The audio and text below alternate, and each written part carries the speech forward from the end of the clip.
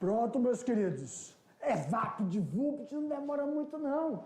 Vamos dar uma olhada então nesse nosso bate-bola jogo rápido. Dá uma olhada ali na tela do computador aí da televisão, quer dizer, Jefferson, aula 2.2. Ei, prof, nessa aula 2.2 nós vamos então fazer aquele feedback sobre mão de obra no campo. Lembra aí, ó, falamos, mão de obra no campo tem a mão de obra qualificada, né? A mão de obra, a falta dessa mão de obra qualificada, a mão de obra familiar e os equipamentos utilizados. Meus queridos, aqui para o tio, mão de obra qualificada. Mão de obra qualificada, quando você faz um curso, né, específico, ou quando você vai fazer uma graduação, uma pós-graduação, você tem conceitos, né? Coisas mais acadêmicas. Mas também temos que levar em consideração aquela mão de obra familiar, pois tem a vivência dentro da determinada prática.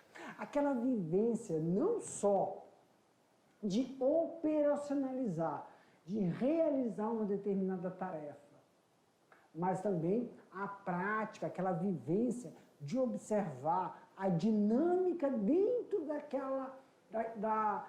daquela instalação.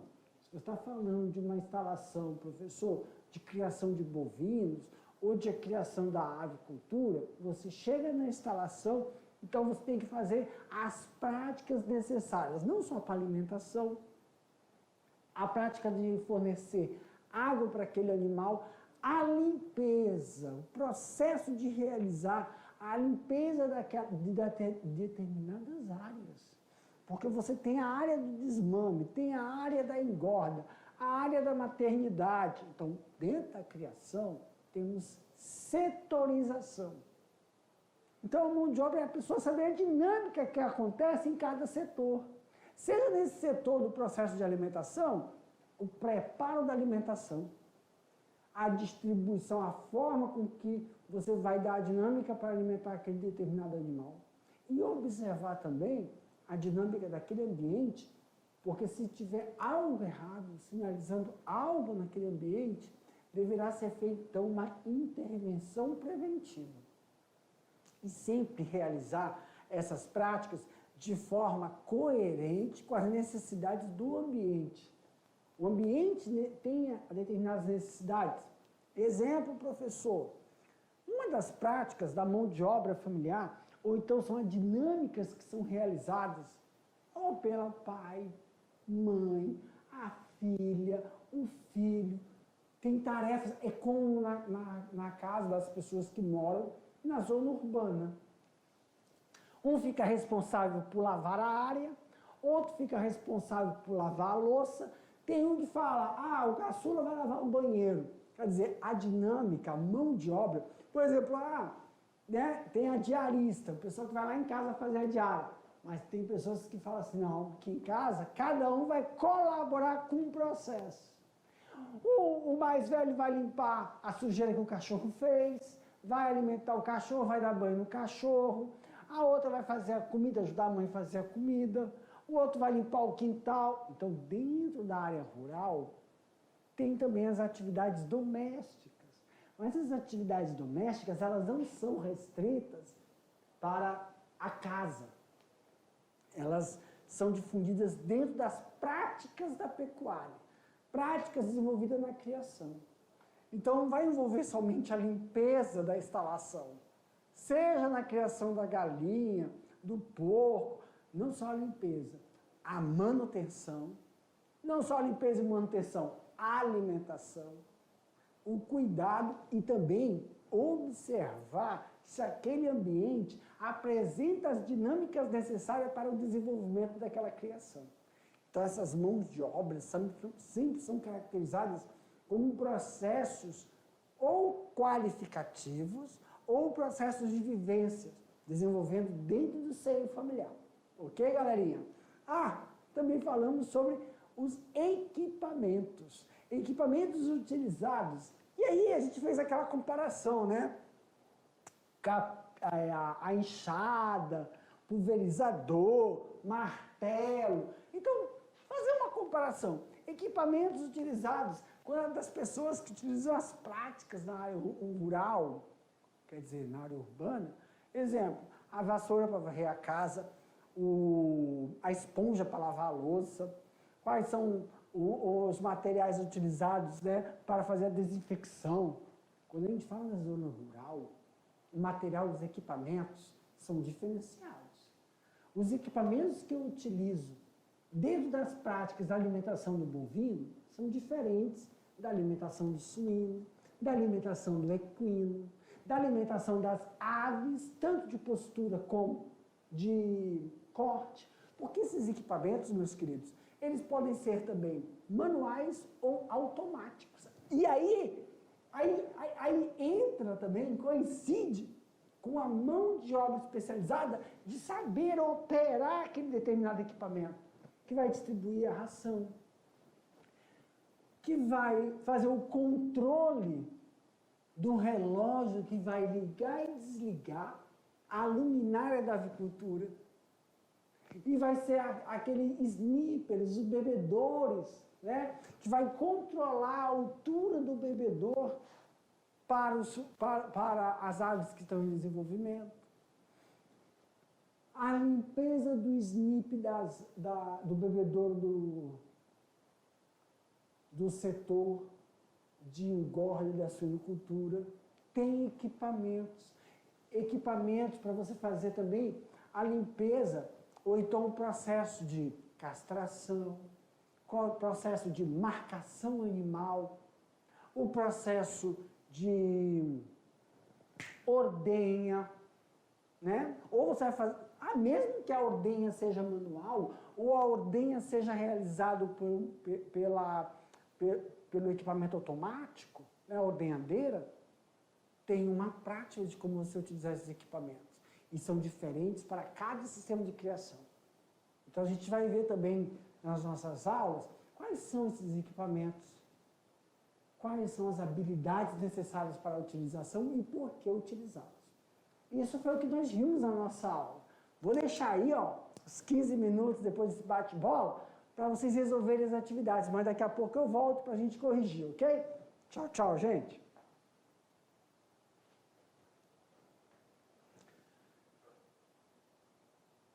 Agora sim, galerinha! Chegou a hora do... Vamos dar uma olhada, ver quem acertou as atividades. Nós vamos corrigir as atividades aqui, mas vou deixar algo bem claro para vocês. Gente, não se preocupe. Tranquilo, relax, vamos ficar bem calminho. Na hora de corrigir as atividades, vão ter atividades abertas e atividades fechadas. E aí, nas atividades abertas, não é necessário que esteja escrito igual que está ali na tela, não. Claro, temos que priorizar o quê?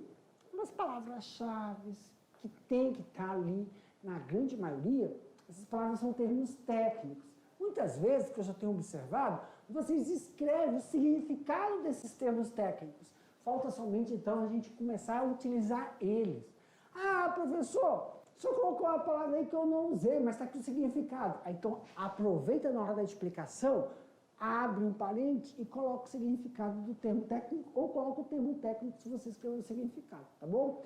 E se tiver necessidade, pessoal, na hora que eu estiver explicando aqui as respostas, o gabarito, a gente, se tiver necessidade, não entendi por que isso. A gente volta lá no slide, mostra o conceito direitinho, ok? Dá uma olhada lá na tela, então. Então, atividades. Olha aí, tirando dúvidas e resolução das atividades. Primeira questão. Mão de obra designa o trabalho manual empregado geralmente na produção industrial, mas também pode ser utilizada para se referir ao trabalho de qualquer empresa. A mão de obra pode ser dividida em quê, galerinha? A mão de obra, ela pode ser mão de obra direta e mão de obra indireta. Mão de obra direta, quando o trabalho é diretamente empregado na fabricação de um bem ou de serviço. Mão de obra indireta é quando o trabalho é realizado em atividades frequentemente indivisíveis, como a supervisão ou apoio à produção de manutenção de máquinas e equipamentos de limpeza e vigilância. Meus queridos, viu só? Essa mão de obra direta que a gente estava falando aí, não é só você operacionalizar um determinado equipamento ou utilizar aquele equipamento, mas também é realizar a manutenção daquele equipamento. Quando você utiliza um alicate de procedimento de retirada de dente, um alicate para cortar 1/3 da cauda do animal, um equipamento para fazer a debicagem do frango, a gente vai ver cada processo desse, mas saber realizar essa manutenção. Porque isso evita gastos, você aprende a utilizar a conservação do equipamento ou do equipamento é uma coisa, ou então da ferramenta que você utiliza dentro do processo de criação. Tá? Então, não é só a utilização, mas também a manutenção desse equipamento, que fica dividido entre especializado, direto e indireto. Ok? Lá na tela. Vamos para a questão de número 2.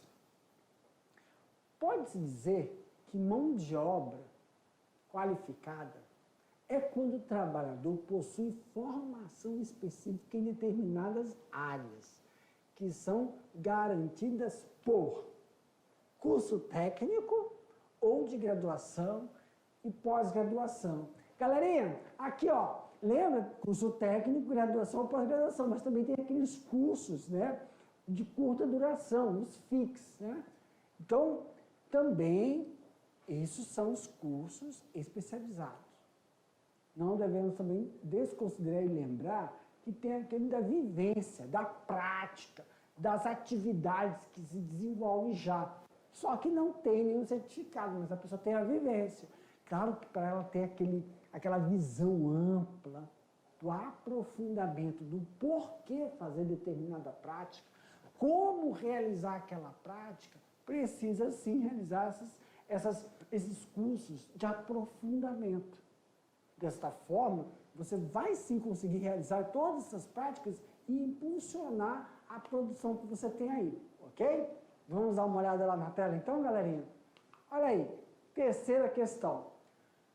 Por que a mecanização das lavouras vem sendo adotada em maior proporção diante do desenvolvimento de novas tecnologias, que prometem reduzir os custos e aumentar a produção? Porque o setor sofre com a falta de mão de obra. Aqui, queridos, lembram? Dentro do processo agrícola, a agricultura, independente do que acontecer, ela não para. Sempre estamos renovando, sempre estamos produzindo. Então, há sim a necessidade de ter cursos de formação voltados para a atividade pecuária. Quando a gente fala pecuária, estamos falando de criação. Estamos falando de desenvolvimento, que é o que sustenta toda a vida da zona rural ou zona urbana. Ok? Dá uma olhada lá na tela, meus queridos. Quarta questão. Aponte pontos críticos na gestão da mão de obra no campo. Aqui, ó, a soma das grandes áreas produtoras do nosso país, a diversidade climática, que permite vários tipos de cultivo, coloca o Brasil em posição de destaque em vários cultivos em relação à produção. Cultivos esses, meus queridos, que podem ser utilizados na formação dos processos de alimentação animal. Aqui para mim, galera.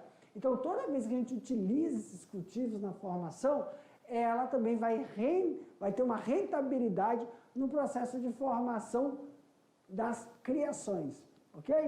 Lá na tela, meus queridos. Então, na nossa última questão, na sua região, comunidade, vila, há trabalhadores no campo suficientes? Que, ó, positivamente, muitos trabalhadores foram para a cidade ou preferiam ficar no campo. Sexta questão, existem vários tipos de utensílios que podem ser utilizados no dia a dia do trabalhador do campo. Cite alguns. Aí, pessoal, serrote, martelo, trena, carrinho de mão e enxada. Aqui pro tio. Lembrando, pessoal, dessas ferramentas, que são corriqueiras e ferramentas utilizadas tanto no campo quanto também na área urbana, vamos salientar que dentro das práticas, quando a gente começar a ver, né, as criações específicas, vamos ter criações, falar somente de boi, só de ave, a criação de galinha, criação de coelho, criação de codorna, tem equipamentos, tem ferramentas específicas dentro do manejo. E aí, quando a gente estiver falando de cada ferramenta, não só como utilizar, mas também fazer a manutenção dessas ferramentas, ok? Galerinha, por aqui a gente finaliza essa nossa aula. Aguardo vocês para o nosso próximo encontro, tá bom? Tchau, tchau.